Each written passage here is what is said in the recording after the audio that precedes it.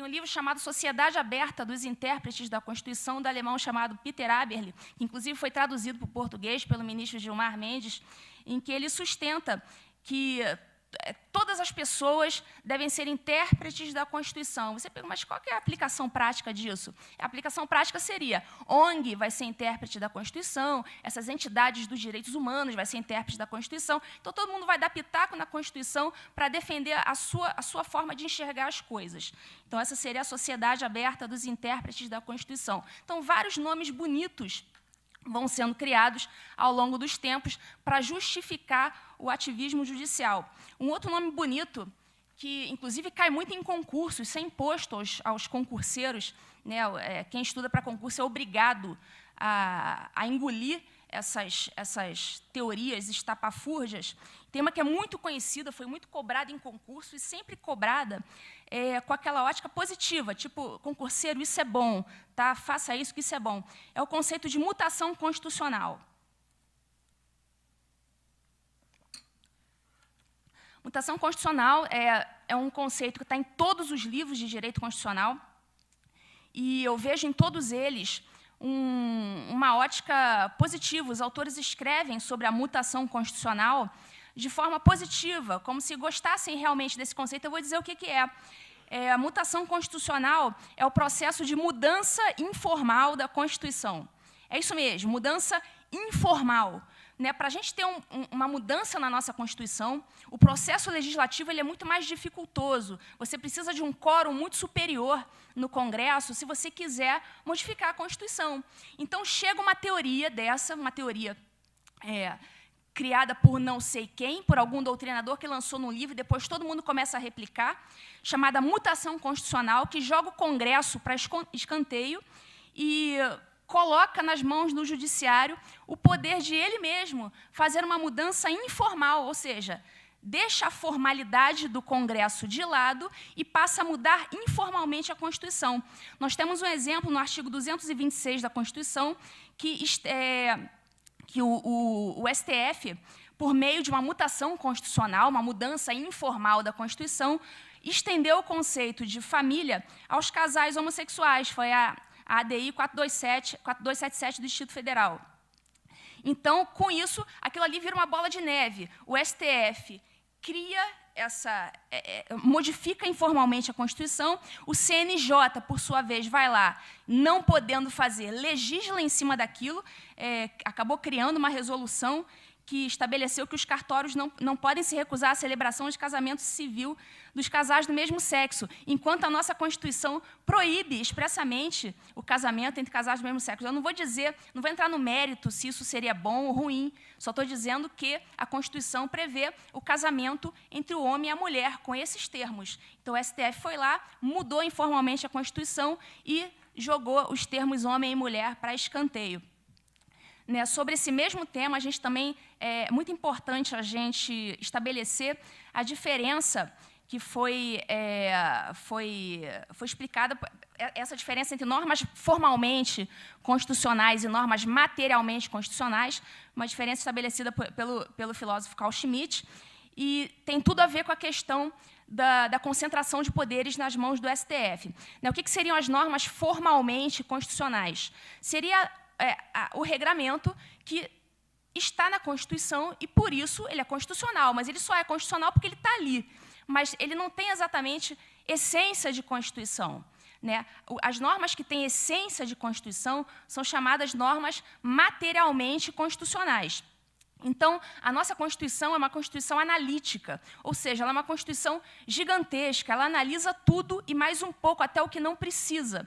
Então, nós temos mais de 200 artigos na nossa Constituição, analisando até mesmo o que não tem essência de Constituição, ou seja, são normas meramente formalmente constitucionais, só são constitucionais porque estão formalmente escritas ali, mas elas não têm essência de Constituição. O que tem que ter numa Constituição para ser uma Constituição? tem que prever a organização dos poderes, estrutura do Estado, processo legislativo, enfim, o sistema de governo, coisas que precisam estar estabelecidas na Constituição para que um Estado possa existir. Essas são as normas materialmente constitucionais. Só que a nossa Constituição ela é tão extensa, ela fala de tanta coisa, que ela chega a ser ridícula em alguns pontos. Tem um artigo que faz parte do anedotário constitucional, que é o artigo 242, parágrafo 2º, que está na Constituição e prevê a existência do Colégio Pedro II, no Rio de Janeiro. Então, eu pergunto, o que o Colégio Pedro II, no Rio de Janeiro, tem a ver com estrutura de Estado, com estrutura fundamental para a existência de um Estado? Então, para vocês verem que a nossa Constituição fala de tanta coisa desnecessária para a estrutura do Estado, que fala até de um colégio no Rio de Janeiro. Então, essa é a diferença de normas formalmente constitucionais e materialmente constitucionais. Essas últimas, aquelas que têm realmente essência de Constituição e devem estar escritas ali. Então, o que isso tem a ver com essa questão da concentração de poderes no STF? Isso quer dizer que, se tudo é matéria constitucional, já que a nossa Constituição é extremamente analítica, isso significa que tudo passa a ser matéria constitucional, e, sendo matéria constitucional, tudo passa a ser de competência do Supremo Tribunal Federal. Ou seja, todos os assuntos possíveis que os senhores possam imaginar acabam, no final das contas, sendo de competência do STF. Tudo cai no colo do STF, ou seja, existe uma onipresença constitucional. Então, isso gera uma concentração de poderes nas mãos do STF, por conta da nossa Constituição extremamente analítica. Então, eu vou dar alguns exemplos de decisões ativistas por parte do STF, e depois eu vou explicar uma questão técnica que envolve essas decisões. Nós tivemos o julgamento, está tendo ainda, já houve alguns votos, a respeito da possibilidade de aborto no terceiro mês até o terceiro mês de gravidez. Tem o voto do ministro Luiz Roberto Barroso, em que ele utiliza vários, o que eu chamo de jargões da militância. Não estou dizendo que o ministro é militante, tá? Estou dizendo que ele usa jargões, conscientemente ou não, nesse voto, e a gente percebe isso muito facilmente. Quem está com os olhos treinados para identificar, vai identificar muito facilmente. Nesse voto, ele considera que a mulher ela tem o direito de abortar até o terceiro mês de gravidez, considera como fundamentos a igualdade da mulher, já que os homens não engravidam. Essa frase está no voto do ministro, tá certo? Já que os homens não engravidam, e ele fala da equiparação plena de gênero. Olha, uma série de jargões que são utilizadas na decisão. Impacto da criminalização sobre as mulheres pobres. Olha a questão ideológica envolvida na decisão. A tipificação penal produz a discriminação social, mais um elemento também ideológico contido na decisão, porque as mulheres pobres não têm acesso a clínicas e médicos particulares para realizar o procedimento abortivo, violação aos direitos fundamentais das mulheres. Então, veja que tudo isso foi descrito num voto do ministro do Supremo Tribunal Federal, tudo contra a legem, ou seja, o que diz o Código... Qual é a lei que trata do aborto? Essa lei se chama Código Penal. E está lá no Código Penal dizendo que o aborto é crime e acabou. Só dá duas exceções em relação à mulher que foi estuprada e à mulher que corre risco de vida. Mas não fala nada, não menciona se vai poder o aborto até o terceiro, até o quarto, até uma semana. Não fala isso. Ou seja, o Código Penal estabelece que aborto é crime e acabou com qualquer tempo de gestação. Não cabe ao Poder Judiciário limitar o que a lei não limitou. A lei simplesmente disse que aborto é crime e acabou. O Judiciário foi lá e, pelo menos pelo voto do ministro Barroso, esse julgamento não acabou, disse que é possível aborto até o terceiro mês. O Judiciário simplesmente não está autorizado a fazer isso. Tá? Isso é ativismo judicial nefasto para a nossa democracia. Nós temos também a questão da mudança de nome das pessoas trans. Em março de 2018, o STF decidiu que as pessoas trans podem mudar de nome no registro civil, diferentemente de nós mortais, que não podemos fazer isso.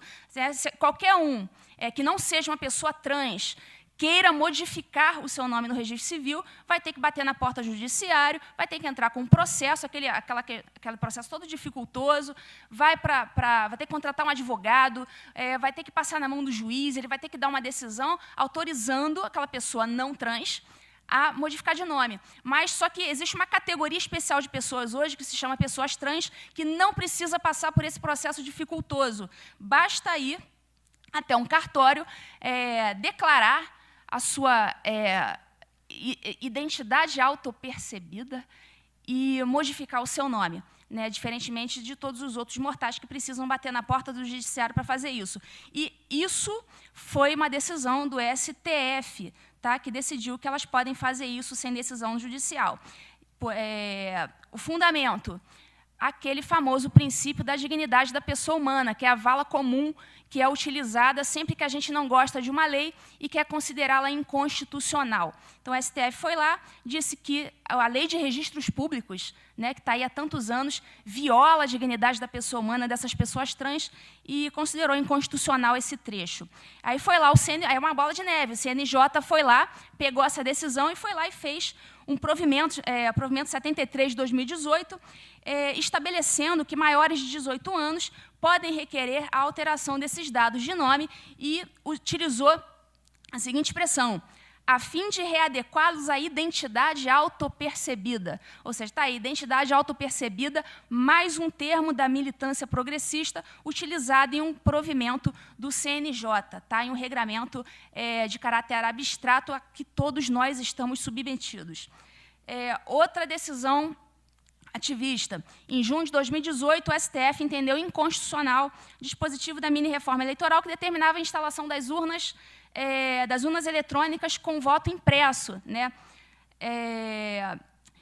O que aconteceu? Houve uma mini-reforma eleitoral, o Poder Legislativo fez o que era da sua competência, fez uma lei dizendo que era necessário, a partir dali, o voto impresso, e o STF não gostou dessa lei, e justificou que essa lei não deveria ser aplicada, justificou que era inconstitucional, com base na violação de alguns princípios. Está aí de novo a questão que eu falei da Constituição principiológica. Em nenhum momento o STF disse, não, essa lei é inconstitucional porque violou o artigo tal.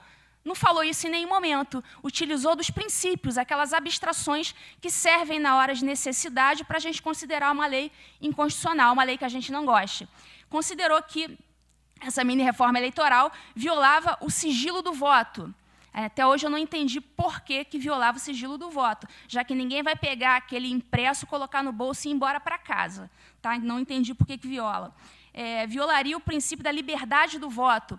Também não consegui entender, já que ninguém vai levar o voto para casa. Seria até justificável alegar a violação da liberdade do voto se todo mundo levasse o papelzinho comprovante do voto para casa. Porque a gente sabe muito bem que chega nas comunidades, né, não vou usar o termo comunidade, não, que é um termo muito politicamente correto, chega nas favelas e o traficante, ele exige... Obrigada. Ele chega nas favelas e o traficante exige que aqueles moradores votem em um determinado candidato. Então, se eles levassem um papelzinho para casa, isso realmente poderia comprometer a liberdade do voto, porque o traficante poderia chegar lá e exigir dele que ele entregasse o papelzinho para comprovar que votou no candidato tal, mas isso não iria acontecer. Então, realmente, eu não compreendi no que violaria a liberdade do voto. E, para fechar com chave de ouro, voto do ministro Celso de Mello, né, nesse mesmo processo, ele disse que essa mini-reforma eleitoral violaria o princípio da proibição do retrocesso. Então, eu pergunto a vocês, aonde que está escrito, né, na nossa legislação o princípio da proibição do retrocesso? Tá, isso não existe. Isso é uma criação doutrinária e que coloca todo mundo numa situação de extrema incerteza, uma situação temerária, porque o que é retrocesso para mim pode não ser retrocesso para você. Então, ele diz que viola o retrocesso, princípio da proibição do retrocesso, já que nós temos hoje urnas eletrônicas, e isso é uma coisa boa, então nós não poderíamos retroceder e imprimir um voto, já que isso não é mais necessário.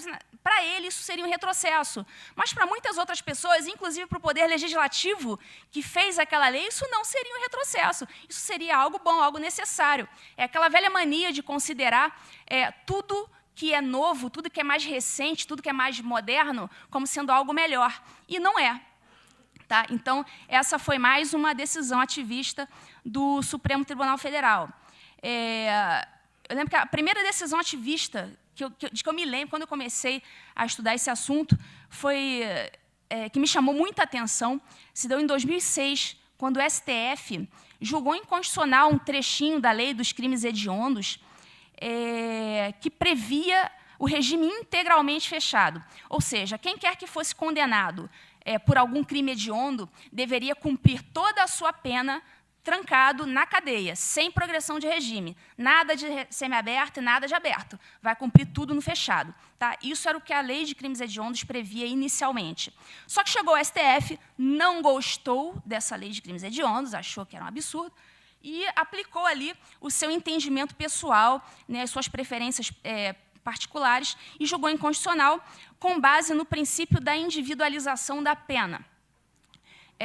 Esse princípio até existe na Constituição mesmo, mas eles consideraram que essa proibição de progredir de regime durante o cumprimento da pena violaria a individualização, ou seja, vai ter preso que vai merecer aquela progressão, vai ter preso que não vai merecer aquela progressão, e isso deveria ser analisado de forma individualizada. E a Lei de Crimes Hediondos impediria que essa individualização da pena ocorresse. Né? O que eles não pararam para analisar é que o Poder Legislativo, que é o poder competente para elaborar as leis, considerou que naquele tipo de crime não faria sentido progredir de regime. Para os outros, sim. Né? O Legislativo não acabou com a progressão de regime, acabou apenas para aqueles crimes hediondos. Né? Então, o Legislativo já tinha pensado nisso, já tinha tomado a sua decisão e feito a lei, mas o STF considerou a lei muito ruim e resolveu utilizar um princípio aí genérico para considerá-la inconstitucional. Então, daí, senhores, eu vou explicar aqui, tentar agora explicar um conceito, um pouco mais técnico, um pouco mais difícil, para explicar para quem não é do direito, mas é uma técnica que está sendo utilizada pelo STF para justificar a imposição desse ativismo com base numa teoria doutrinária, tá? Uma teoria que não está positivada em nenhuma das nossas leis e foi criada com essa finalidade de permitir mais facilmente esse ativismo. Como eu falei, a mutação constitucional seria aquele processo de mudança informal da Constituição, também não é previsto em lei, isso é criação doutrinária. E existe um artigo na nossa Constituição, que é o artigo 5210, é um artigo importante, que diz que quando o Supremo Tribunal Federal, preste atenção, porque é uma questão um pouquinho técnica, mas eu vou tentar falar aqui mais de uma vez para vocês entenderem. Esse artigo 5210 fala que o STF, quando ele está julgando um processo específico, tá, um caso em concreto, tá? Não é uma ação de inconstitucionalidade em que ele julga a inconstitucionalidade de uma lei, uma coisa mais abstrata. Não, quando ele está julgando um caso em concreto, ali o caso da Dona Maria, o caso do político fulano de tal, caso em concreto. Quando o STF julga um caso desses e considera, nesses casos, que um trechinho de alguma lei é inconstitucional, ele tem que pegar essa decisão, o STF pega essa decisão, manda para o Senado, e o Senado analisa aquela decisão do STF e diz: realmente, o STF tem razão, vamos sustar essa lei. Então, com isso, aquilo que era só para o caso concreto daquele caso que estava sendo julgado no STF, passa, com essa decisão do Senado, passa a ter efeito erga omnes, ou seja, passa a ter efeito geral, vale para o Brasil inteiro. Só que, para isso acontecer, o STF tem que mandar a sua própria decisão para o Senado. Tá certo? Tem que mandar para o Senado, e o Senado decide se vai tornar aquela decisão do STF generalizada para o Brasil inteiro ou não. Tá? É isso que diz o artigo 5210 da Constituição. Só que, para permitir o ativismo, para não precisar do poder legislativo para nada, para jogar o poder legislativo para escanteio, surgiu a teoria da abstrativização do controle difuso. Olha que nome bonito. Ou transcendência dos motivos determinantes. Quem é que pode ser contra algo que tem um nome tão bonito? Isso está em todos os livros de direito constitucional, isso é imposto aos concurseiros, todo mundo responde isso na ponta da língua nos concursos, sem questionar se isso é legítimo ou não, se isso é bom ou não para a nossa democracia. O que é essa teoria da abstrativização do controle difuso? O STF chuta para escanteio esse artigo 52(10) da Constituição, não manda nada para o Senado, e ele mesmo abstrativiza a sua decisão, que foi dada naquele processo em concreto, ele torna aquele processo em concreto abstrato, ou seja, vai valer para todo mundo, e transcende aquele caso concreto e transforma aquela decisão em decisão com efeito erga omnes, ou seja, o próprio STF deixa de mandar a decisão para o Senado e ele mesmo passa a considerar a sua decisão como válida para o Brasil inteiro. Então, essa seria a abstrativização do controle difuso ou a transcendência dos motivos determinantes. Essa teoria está, inclusive, no livro de Direito Constitucional do ministro Gilmar Mendes. Tá? Manda o Senado Federal para escanteio. Nós, recentemente, tivemos o que eu considero o caso mais grave de ativismo judicial da história do judiciário brasileiro. Isso aconteceu agora recentemente, mas isso é opinião minha. Tá?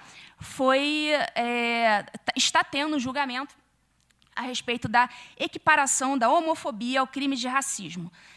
Existe uma lei, que é a Lei 7716, do ano de 1989, que trata do crime de racismo, e fala racismo seria a discriminação por questões de cor, de procedência nacional, enfim, não fala nada a questão de homofobia. Então, simplesmente,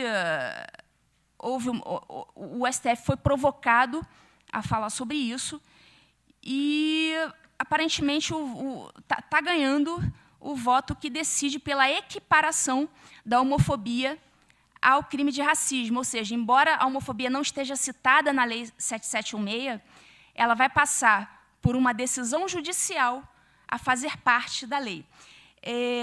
Por que isso é tão grave? Porque só pode haver criminalização de algo por meio de lei. Não há crime sem lei anterior que o defina. Isso não está somente no Código Penal, isso está na nossa Constituição. Ninguém pode responder por um crime, ninguém pode ser condenado com base em um fato que não é tipificado em lei. Isso é uma questão de segurança para todos nós. E quem é que faz as leis? É o Congresso Nacional. As leis federais são feitas pelo Congresso Nacional. Quem legisla sobre direito penal é o Congresso Nacional.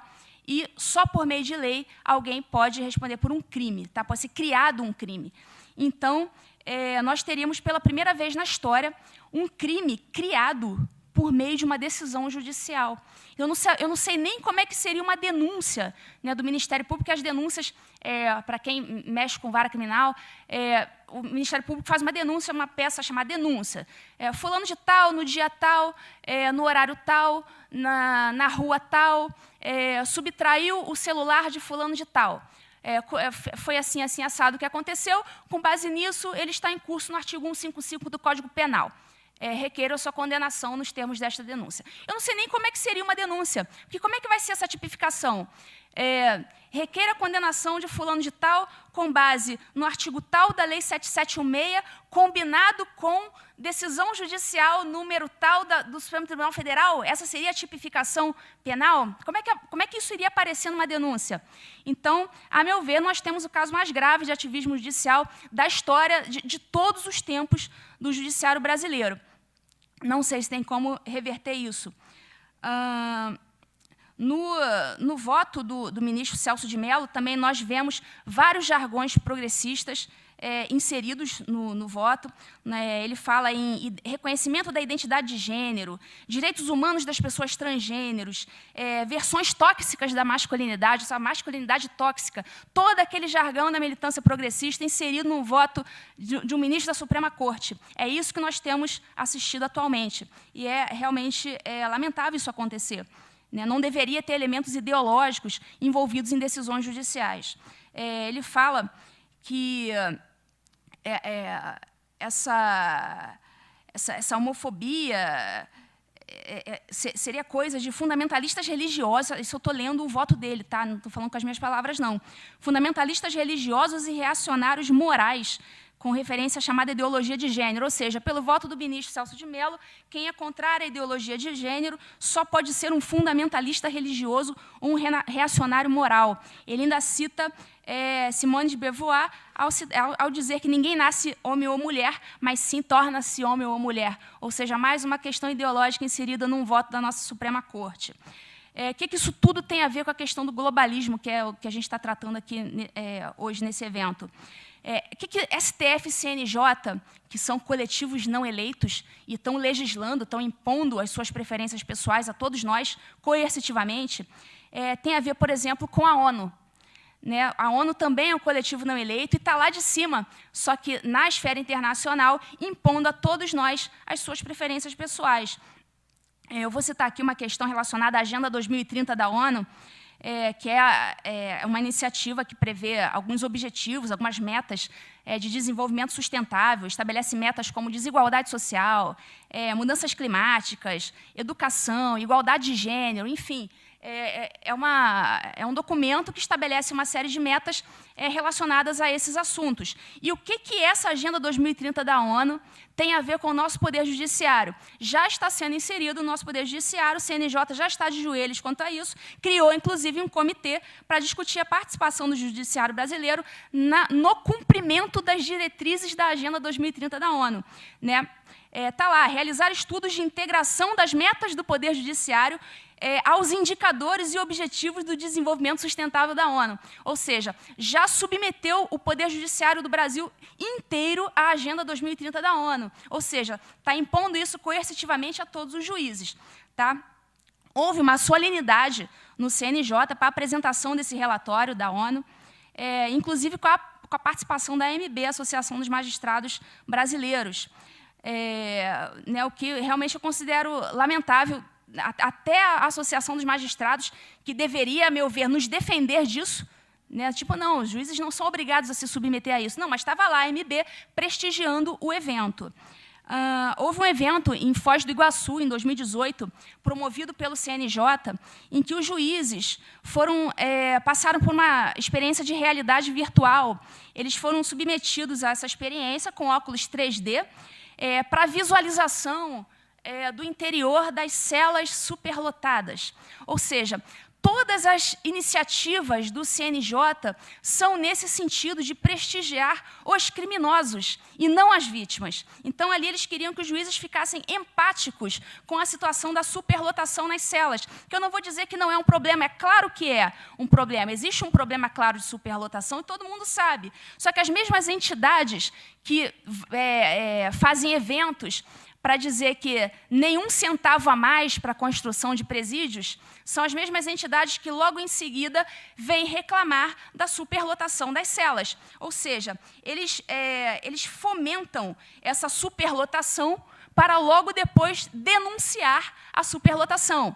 Ou seja, usam da má-fé para fomentar o caos e depois denunciar esse mesmo caos. Audiências de custódia. O CNJ legislou, né, a audiência de custódia não é prevista na nossa legislação nenhuma. Tá? Tem essa previsão no Pacto de São José da Costa Rica. Então, eles dizem que o Brasil é signatário do Pacto de São José da Costa Rica, então tem que ter audiência de custódia porque está previsto lá. O que eles não disseram para ninguém, e eu vou dizer aqui agora, é que o artigo do pacto que prevê a audiência de custódia prevê que o preso tem que ser apresentado à autoridade judiciária em 24 horas, ok, ou outra autoridade qualquer com funções judiciais. Ou seja, não é necessariamente um juiz, não é só o juiz que tem função judicial. Quem é o primeiro julgador da causa nos flagrantes delitos é o delegado de polícia. Tá? O camarada é preso e é levado inicialmente não a um juiz, ele é levado a um delegado de polícia. Ele faz aquele primeiro julgamento sobre se aquela prisão em flagrante é legal ou ilegal. Ele ratifica o flagrante ou não. Ele estabelece fiança nos casos que ele pode estabelecer. E depois ele remete aquele auto de prisão em flagrante ao juiz. E o juiz analisa a legalidade daquele flagrante. Sempre foi assim. O preso é levado ao delegado, que inclusive é a autoridade de polícia judiciária. Olha só o nome, Polícia Judiciária, ele exerce um primeiro julgamento, ele é a autoridade com funções judiciais, que está previsto lá no Pacto de São José da Costa Rica. Só que esse último trechinho, autoridade com funções judiciais, isso eles estão omitindo dos senhores, porque eles sabem muito bem que o delegado está e sempre esteve autorizado a fazer isso. Só que para criar aquela cultura do desencarceramento, para dificultar as coisas e gastar milhões com audiências de custódia, eles omitem essa última parte do pacto e diz que o pacto está obrigando a apresentar a um juiz em 24 horas, o que não é verdade.